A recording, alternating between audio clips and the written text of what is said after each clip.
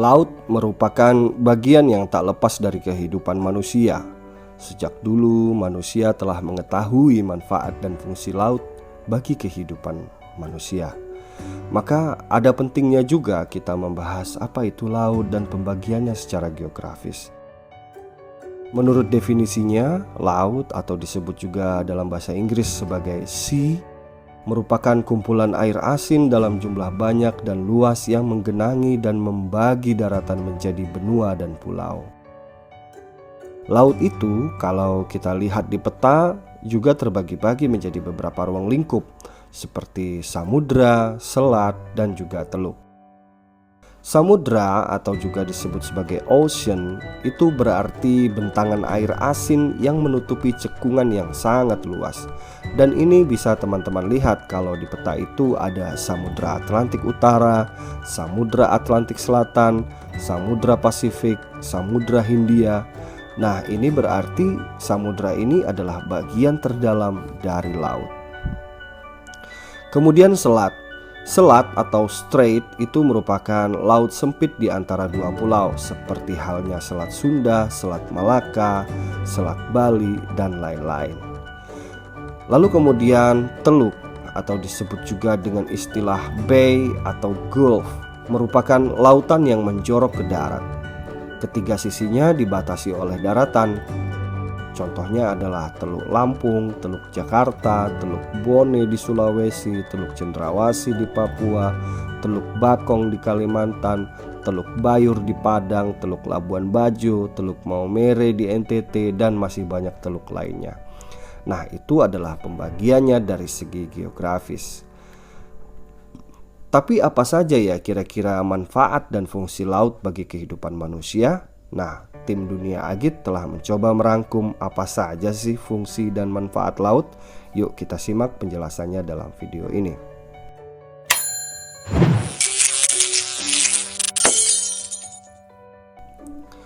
Fungsi dan manfaat laut itu antara lain sebagai sumber kekayaan alam, sebagai sarana lalu lintas kapal dan transportasi, sebagai sarana kepelabuhan, sebagai sarana rekreasi, sebagai sarana untuk memasang kabel dan pipa bawah laut, sebagai sarana untuk melakukan penelitian ilmiah kelautan, dan sebagai sarana pertempuran dan menundukkan lawan.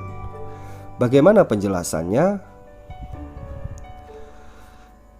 Laut sebagai sumber kekayaan alam dapat kita bagi menjadi dua, yaitu pada perairan dan dasar lautnya. Pada perairan atau bagian perairan, kekayaan yang terdapat di daerah perairan terdiri atas berbagai macam jenis ikan, dari ikan yang sangat kecil seperti halnya jenis teri sampai ikan yang sangat besar seperti halnya ikan paus dan juga hiu. Dari ikan yang memiliki nilai ekonomi sedang sampai ikan yang memiliki nilai ekonomi tinggi. Sumber kekayaan laut lainnya antara lain rumput laut, mutiara, dan lain-lain. Sumber daya laut demikian disebut sebagai sumber kekayaan hayati. Sementara itu di bagian dasar lautnya, kekayaan alam yang terdapat di landas kontinen, kewenangan yurisdiksi eksploitasinya ada pada negara pantai. Sedangkan kekayaan alam yang ada di kawasan pengelolaannya berada di suatu lembaga yang dinamakan Otoritas Dasar Laut Internasional atau disebut sebagai The Authority. Eksploitasi sumber kekayaan alam di landas kontinen hanya dapat dilakukan oleh negara melalui perusahaan negara atau perusahaan swasta dan merupakan sumber devisa negara. Sedangkan eksplorasi dan eksploitasi sumber kekayaan alam di kawasan dilakukan oleh perusahaan yang merupakan badan hukum internasional otorita. Nah, di dasar laut ini terdapat banyak sekali mineral-mineral yang dibutuhkan oleh manusia, seperti halnya minyak dan lain sebagainya. Lalu kemudian manfaat laut sebagai sarana lalu lintas kapal dan transportasi. Berdasarkan fakta historis sejak zaman dahulu hingga masa sekarang, laut dimanfaatkan manusia sebagai sarana lalu lintas kapal-kapal, baik untuk pengangkutan manusia maupun barang.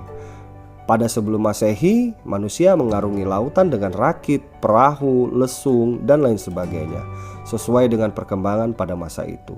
dan ini biasanya dimanfaatkan sebagai perpindahan orang, perdagangan, menjelajah untuk menemukan daratan baru, mencari sumber daya alam seperti halnya ikan, bahkan berburu ikan paus dan lain-lain. Kalau ditinjau dari segi ekonomi transportasi di masa sekarang, menggunakan kapal laut lebih murah dibandingkan dengan transportasi menggunakan pesawat udara, karena barang yang diangkut menggunakan kapal laut lebih banyak. Akan tetapi dari segi waktu pengangkutan barang melalui kapal laut memakan waktu lebih lama, sedangkan pengangkutan melalui udara dengan menggunakan pesawat terbang, barang yang diangkut terbatas jumlahnya sehingga biaya angkut lebih mahal, akan tetapi dari segi waktu lebih cepat. Lalu kemudian laut sebagai sarana kepelabuhan. Nah, sebagai sarana kepelabuhan merupakan sarana untuk menaikkan atau memuat dan menurunkan atau membongkar orang atau barang yang diangkut dengan kapal. Sarana sumber pendapatan negara yaitu diperoleh melalui bea dan cukai dari barang-barang yang masuk melalui pelabuhan serta jasa pelabuhan lainnya.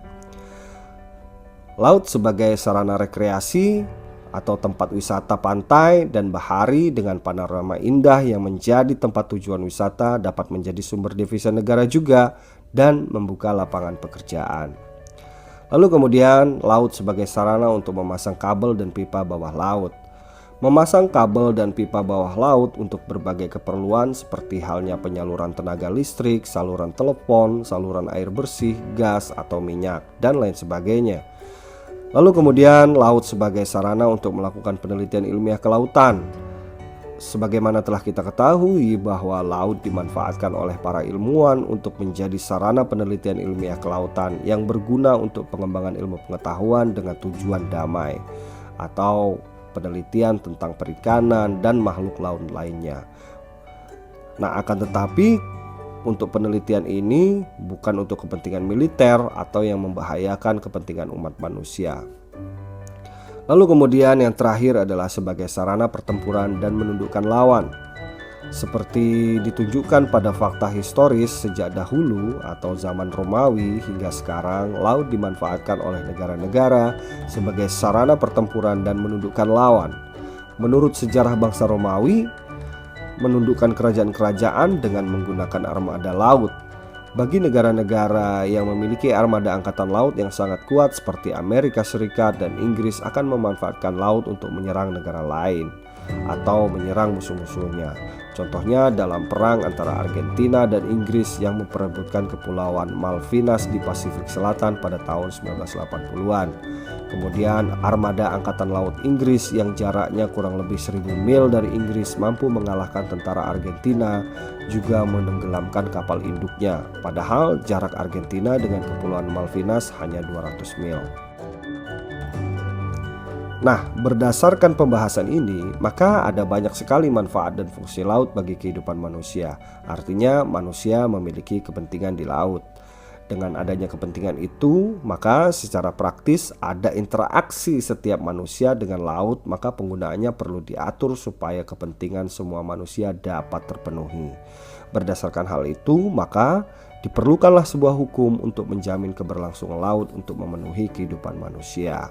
Nah, hukum yang kita bicarakan itu bisa menjadi sebuah dasar hukum di dalam memanfaatkan laut sebagai kebutuhan manusia. Demikianlah pembahasan kita kali ini, mudah-mudahan dapat memberikan referensi untuk teman-teman yang menonton video ini. Jika teman-teman memiliki pertanyaan seputar topik bahasan tertentu yang terkait dengan judul videonya, tulis saja pertanyaannya di kolom komentar. Siapa tahu kita bisa bahas pertanyaan tersebut pada episode mendatang. Nantikan video-video kami selanjutnya. Saya Agit Yogi Subandi, terima kasih.